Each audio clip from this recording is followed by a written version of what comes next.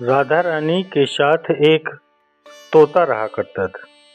जब राधा रानी गोलोक धाम पर आने लगी तो उस तोते ने कहा, माँ मैं भी आपके साथ चलूंगा। राधा जी बोली कि वहाँ बड़ा कष्ट उठाना पड़ेगा, ऐसे आप नहीं जा सकते हो। माँ मैं चलूंगा।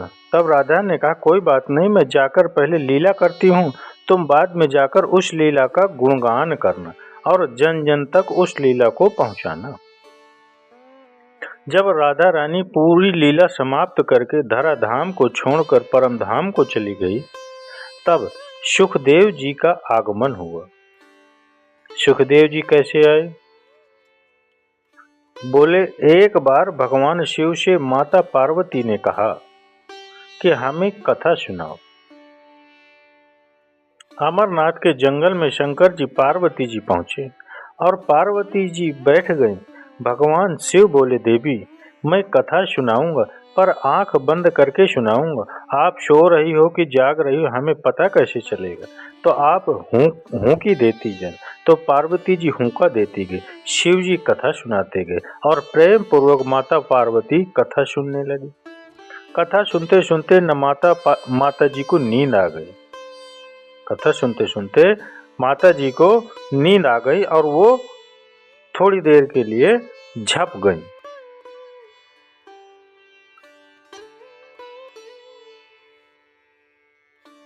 तो पीछे न एक तोता बैठा था, शुक।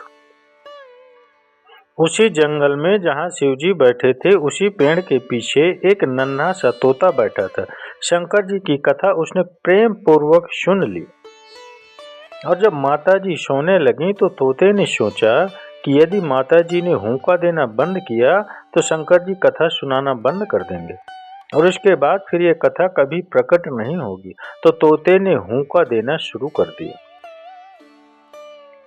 तोता हुंका देता गया। अब कथा पूरी हो गई। कथा पूरी हुई। शंकर जी ने जयकारा लगाया, बोलिए कृष्ण कन्हैया लाल की जय हो। आंख खुली माता जी की, आंख खुल गई। क्या हुआ? पार्वती जी बोली, स्वामी जी फिर आगे क्या हुआ? आगे तो आपने सुनाया नहीं। शंकर जी बोले, हमने तो पूरी सुना दी, आपने सुना नहीं शायद। ना ना ना, हमने तो सुना। शंकर जी बोले, ना ना आपको नींद आ गई थी। पार्वती जी बोली, हाँ मैं थोड़ा सा सो गई थी। शंकर जी बोले, आप सो गई थी तो हुंका किसने दिया? पीछे देखा तो नन्हा सा तोता बैठा था। शंकर जी को लगा इसने हमारी कथा चोरी से सुन ली। त्रिशूल निकाला, मारने दौड़ पड़े। नन्हा सा तोता छोटे छोटे पंख फड़फड़ करते भागा। बद्रीनाथ में व्यास जी की पत्नी अपने मासिक धर्म से निवृत्त होकर वो केस सुलझा रही थी। तभी उन्हें जम्हाई आई। उनका मुंह खुला तो वो तोता माँ के मुख के द्वारा गर्भ में प्रवेश कर गया और शंकर जी पहुंच गए। देवी मेरा चोर अभी अभी यहाँ आया है, आप जल्दी से निकालो। व्यास जी की पत्नी बोली, शंकर जी आपकी चोरी? आपके पास ऐसा क्या है कि किसी ने चुरा लिया? क्या चोरी हो गया बताओ। तो शंकर जी ने कहा, हमारी अमर कथा चुरा ली तोते ने। व्यास जी की पत्नी ने कहा, शंकर जी जब उसने अमर कथा सुन ली तो अब वो मरेगा कैसे? और मार डालोगे तो अमर कथा की महिमा कम नहीं हो जाएगी? शंकर जी चुपचाप वहां से चले गए। बात तो सही है। अब यह प्रश्न खड़ा हुआ कि कथा तो उस तोते को ही सुनवानी थी, पार्वती तो निमित्त थी। अब वो गर्भ में माँ के 12 वर्ष तक तोता बना रहा। 12 वर्ष बाद जब भगवान ने कहा कि आओ बाहर, मेरी माया आपका कुछ नहीं बिगाड़ेगी, तब सुखदेव जी बाहर आए और बाहर आते ही घर से निकल पड़े।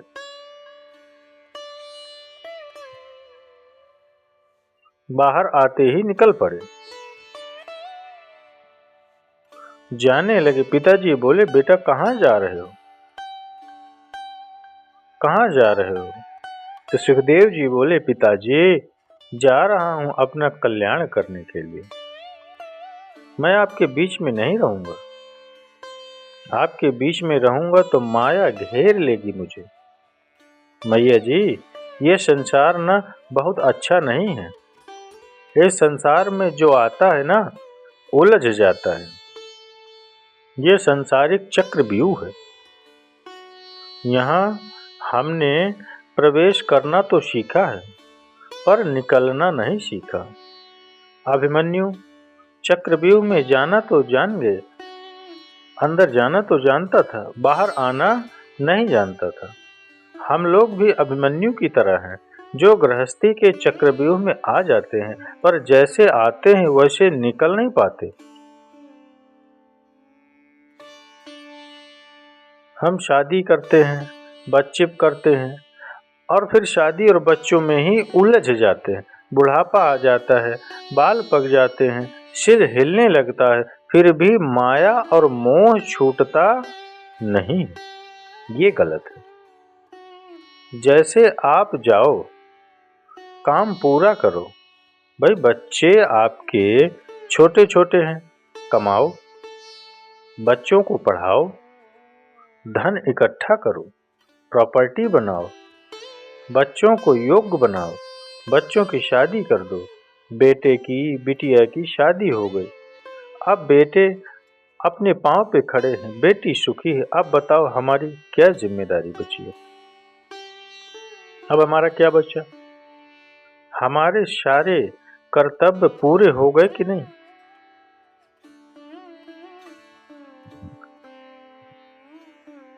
आपके 2 बच्चे हैं, आपने दोनों को खड़ा कर दिया, शादी कर दिया, उनको खुश कर दिया। जाओ बेटा, अपना कमाओ। बेटे भी कमा खा रहे हैं। अब आपकी क्या जिम्मेदारी बची?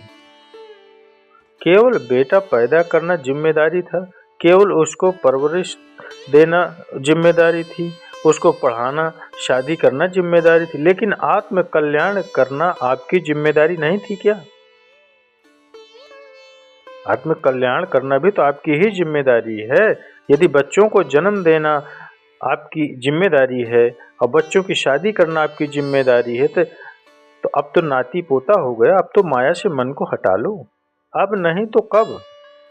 अब नहीं हटा पा रहे हो तो कब हटाओगे? बुढ़ापा आ गया, लोगों का सिर हिलने लगता है, फिर भी मैं उनको देखता हूँ कि वो माया में उलझे हुए हैं। हाय हाय करते हैं, कल मरते हैं कि परसों पता नहीं। मौत नाच रही है सिर पर, फिर भी हाय हाय करते हैं। कब छोड़ोगे? ये मैं क्यों कह रहा हूँ? ये इसलिए कह रहा हूँ कि इससे आपका ये मानव जन्म व्यर्थ चला जाएगा। अब जो रियल कर्म बचे हैं आपके लिए, वो कर लीजिए ना। आत्म कल्याण कौन करेगा? मित्रों, माताओं बहनों, आपके हर कर्म का आपको हिसाब देना पड़ता है।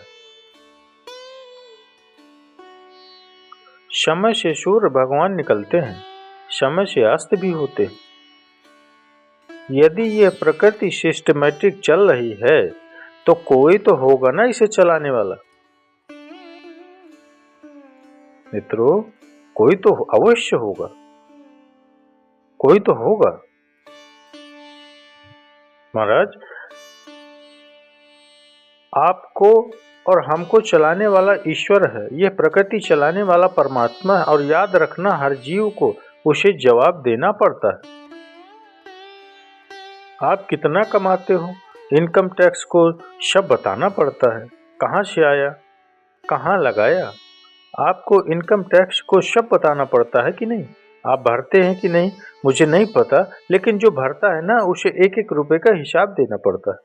यदि यहाँ कमाया हुआ धन का यहाँ हिसाब देना पड़ता है, तो जिसने तुम्हें शरीर देकर, समय देकर भेजा है, क्या वो एक एक समय का आपसे हिसाब नहीं मांगेगा? तुम्हें 100 साल दिया है, इस 100 साल में तुम्हें लड़कपन का मजा भी लेना है, जवानी का सुख भी लेना है, बच्चे भी पैदा करना है, पत्नी को खुश रखना है, पति को खुश रखना है, बच्चों की जिम्मेदारी करनी है, परवरिश करना है, पढ़ाना लिखाना है, और फिर बचे हुए समय से अपने लिए, कल्याण के लिए आपको चलना है। सारी जिम्मेदारी आपकी।